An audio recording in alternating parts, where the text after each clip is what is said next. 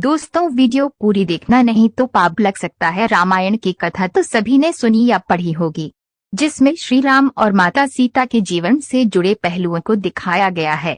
उन्हीं में से कहानी में बताया गया है कि कैसे मर्यादा पुरुषोत्तम राम अपनी पत्नी सीता को एक धोबी की बातों में आकर अयोध्या छोड़कर जाने को कह दिया था।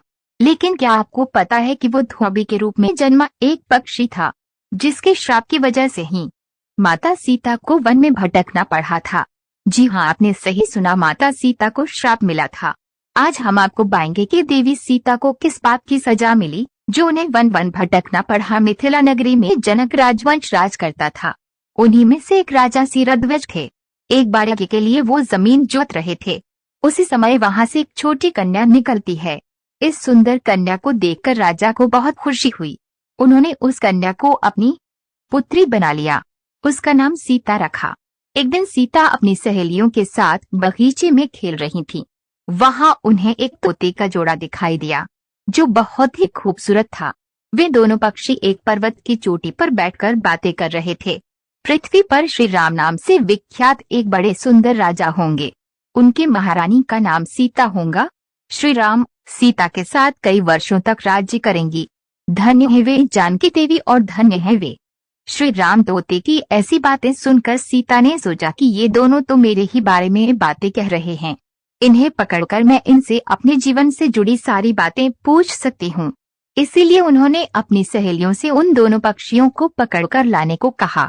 उनकी सहेलियां उस पर्वत पर गईं और दोनों पक्षियों को पकड़कर ले आई। माता सीता उन पक्षियों से कहती हैं कि तुम दोनों बहुत सुंदर हो, देखो, डरो नहीं, मैं तुम्हें कोई नुकसान नहीं पहुंचाऊंगी। तुम बस मुझे ये बताओ कि तुम कौन हो और कहाँ से आए हो। राम कौन है और सीता कौन है? तुम्हें उनके बारे में कैसे पता है? माता सीता के पूछने पर दोनों पक्षी बताते हैं कि एक बहुत विख्यात महर्षि वाल्मीकि हैं। हम दोनों उन्हीं के आश्रम में रहते हैं। महर्षि ने रामायण नाम का एक ग्रंथ लिखा है, जिसका पाठ उन्होंने अपने शिष्यों को भी कराया है। उन पक्षियों ने सीता को ये भी बताया कि इस ग्रंथ में महर्षि वाल्मीकि ने बताया है कि महर्षि ऋषिशृंग के द्वारा किए गए पुत्रेष्टि यज्ञ से प्रसन्न होकर भगवान विष्णु, राम, लक्ष्मण, भरत और शत्रुघ्न ये चार मानव शरीर धारण कर पृथ्वी पर जन्म लेंगे। बड़े होने पर श्री राम महर्षि विश्वामित्र और अपने छोटे भाई लक्ष्मण के साथ हाथ में धनुष लिए मिथिला आएंगे और शिवजी के धनुष को तोड़कर सीता से विवाह करेंगे। फिर उस पक्षी के जोड़े ने कहा, हे सुंदरी, हमने तुम्हें सब कुछ बता दिया, अब हमें छोड़ दो, हम जाना चाहते हैं। पक्षियों की बातें सुनकर माता सीता के मन में और भी बातें जानने की इच्छा हुई।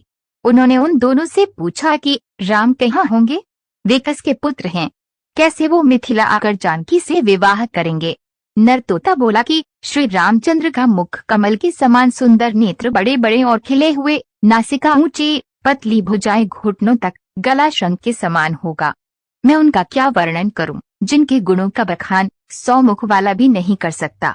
दोनों पक्षी कहते हैं कि जानकी देवी धन्य है जो जल्द ही रघुनाथ जी की पत्नी बनकर उनके साथ कई वर्ष तक राज करेंगी। लेकिन तुम कौन हो? पक्षियों की बातें सुनकर सीता ने कहा कि जिसे तुम लोग जानकी कह रहे हो वो मैं ही हूँ। माता सीता उन्हें कहती है कि मैं तुम दोनों को तब ही छोड़ूंगी जब श्री राम यहाँ आकर मुझसे विवाह करेंगे। तब तक तुम दोनों आराम से मेरे घर में रह सकते हो।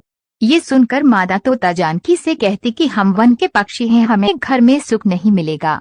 मैं गर्भवती हूँ, मुझे जाने दो, मैं अपने स्थान पर जाकर बच्चे पैदा करूंगी। आप चाहें तो उसके बाद फिर से यहाँ आ जाऊंगी। उसके कहने पर भी सीता जी ने उसे नहीं छोड़ा। तब उसके पति यानी नर तोते ने कहा, सीता, मेरी पत्नी को छोड़ दो, वो गर्भवती है, जब ये बच्चों को जन्म दे देगी तब उसे लेकर मैं